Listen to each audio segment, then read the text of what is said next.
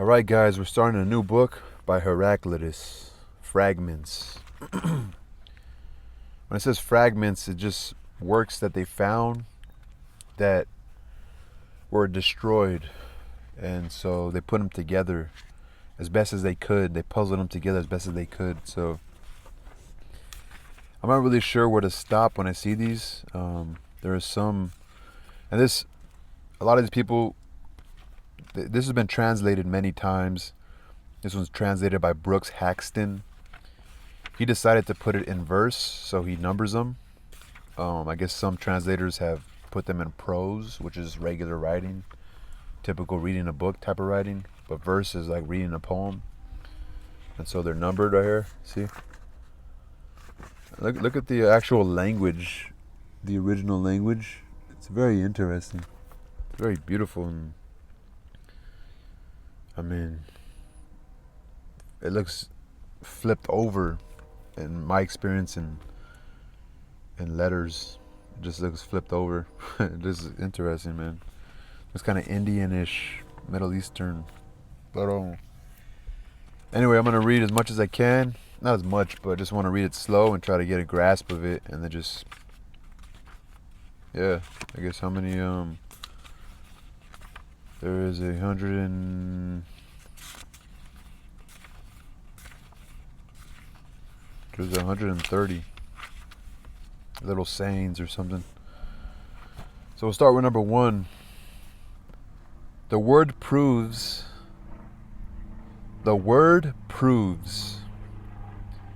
Those first hearing it as numb to understanding as the ones who have not heard. The word proves those first hearing it as numb to understanding as the ones who have not heard it. Yet all things follow from the word. Some blundering with what I set before you. Try in vain with empty talk to separate the essences of things and say how each thing truly is. And all the rest make no attempt. They no more see how they behave broad waking than remember clearly what they did asleep. And all the rest make no attempt. They no more see how they behave broad waking than remember clearly what they did asleep. Number 2, for wisdom, listen not to me but to the word, and know that all is one. Number 3, those unmindful when they hear, for all they make of their intelligence, may be regarded as the walking dead. Those unmindful when they hear, for all they make of their intelligence may be regarded as the walking dead. Like unmindful when they hear are no good as the walking dead, for all they make of their intelligence. Number 4, people dull their wits with gibberish and cannot use their ears and eyes. People dull their wits with gibberish. Like people make themselves stupid with just saying just nonsense and cannot use their ears and eyes. Number 5, many fail to grasp what they have seen and cannot judge what they have learned, although they tell themselves they know. Number 6, yet they lack the skill to listen or speak. Number 7, whoever cannot seek the unforeseen sees nothing. Whoever cannot seek the unforeseen sees nothing. For the known way is an impasse. For the known way is an impasse. He said you got to search for the things unknown. Whoever cannot seek the unforeseen sees nothing. Like search for something new. Define impasse. A situation in which no progress is possible, especially because of disagreement, a deadlock. But a situation... Impasse. A situation which no progress is possible. Whoever cannot seek the unforeseen sees nothing. For the known way is like there's no progress. You know, the progress is in the unknown. Number 8, men dig tons of earth to find an ounce of gold. Men dig tons of earth to find an ounce of gold. So it takes work sometimes, he's saying. Men dig tons of fine ounce of gold.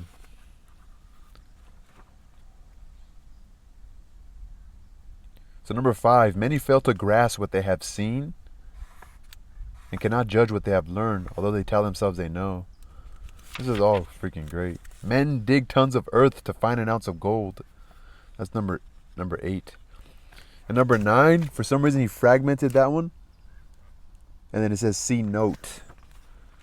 Like I guess he couldn't decipher what it was. And right here at number 9 it says the discussion of Heraclitus here omitted is from the Suda, or Suidas, an unreliable literary encyclopedia from about the 10th century Common Era. So CE is Common Era, which it's the same thing as after AD, after death, but the Common Era.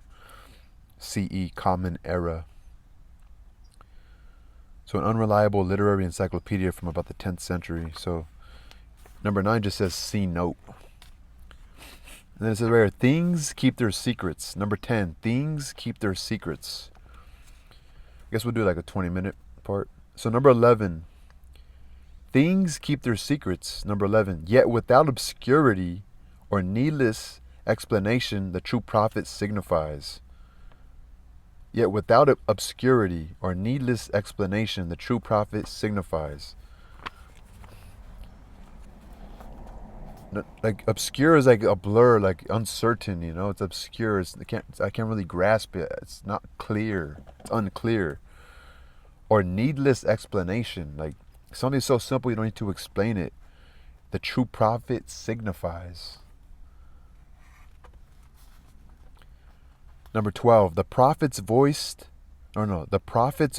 possessed of God requires no ornament, no sweetening of tone, but carries over 1,000 years. Like it doesn't need to be dressed up like an ornament. It doesn't need to be sweetened, but carries over 1,000 years is the prophet's voice possessed of God. Number 13, the eye, the ear, the mind and action, these I value. Oh, I love this one, man. This one is really good. Men dig tons of earth to find an ounce of gold.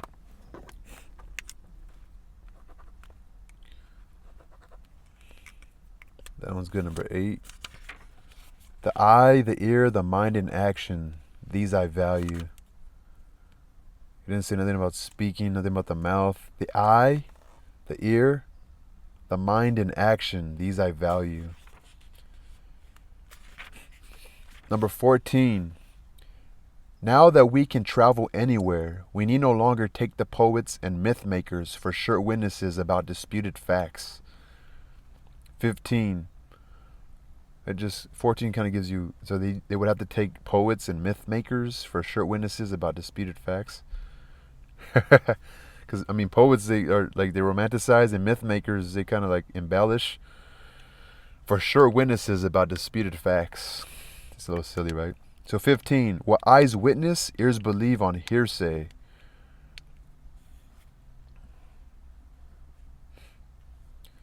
16, if learning were a path of wisdom, those most learned about myth would not believe.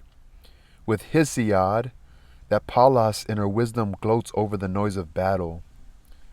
If learning were a path of wisdom, those most learned about myth would not believe. With Hesiod, that Pallas in her wisdom gloats over the noise of battle. If learning were a path of wisdom,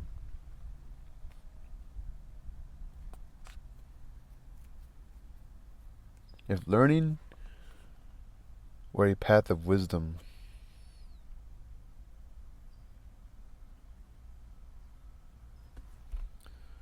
I think he's saying that story doesn't make you wise. I think he's making fun of that mythology. I think he's more like talking about how mythology is not really real. Because if learning was a path of wisdom, those most learned about myth would not believe. With Hesiod, I guess Hesiod doesn't believe either, or he would also not believe, either or, that Pallas in her wisdom gloats over the noise of battle. Maybe is he poking a little like he's saying how war is contradictory to like wisdom?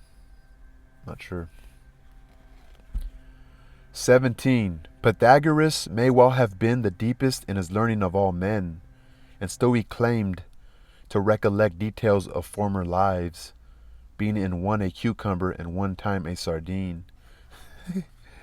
Pythagoras may well have been the deepest in his learning of all men. So he must have been the deepest of thinkers, and still he claimed to recollect details of former lives, being in one a cucumber and one time a sardine. So he's poking fun at Pythagoras, like. So I don't think he believes in like this mythical stuff. Like he's not much of a superstitious guy. I'm getting this from Heraclitus, because Pythagoras, Pythagoras theorem. He was a mathematician. He was probably like a philosopher, deep, great thinker.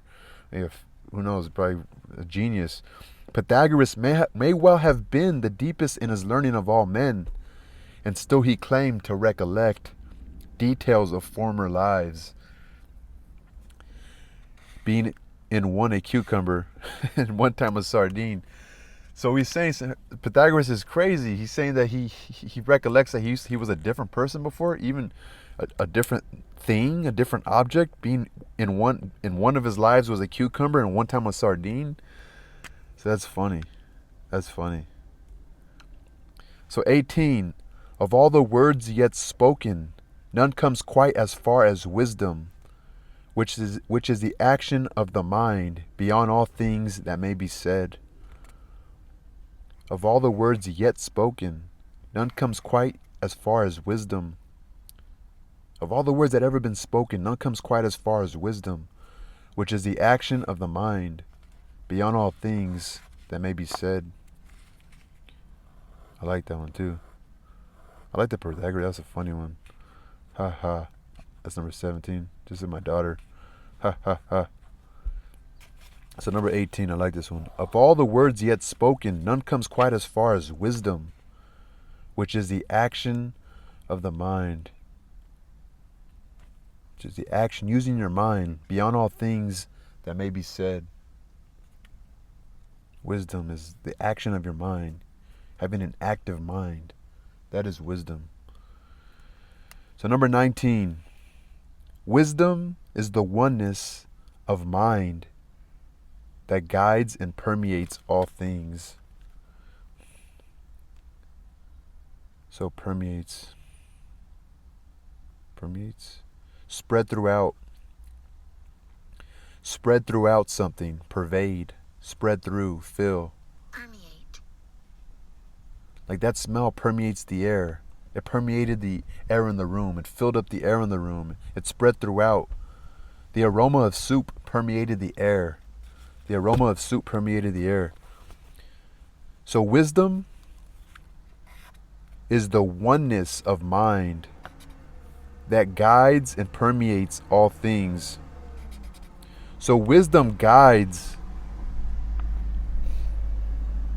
I think that's what the securities are using, that big ass bus. I guess their cars are down or something. So wisdom permeates and guides all things.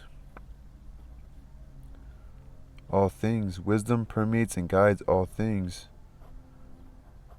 Wisdom is the oneness of mind. The oneness of mind that guides and permeates all things.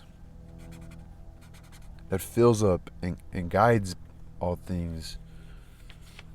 We'll leave it there. Peace.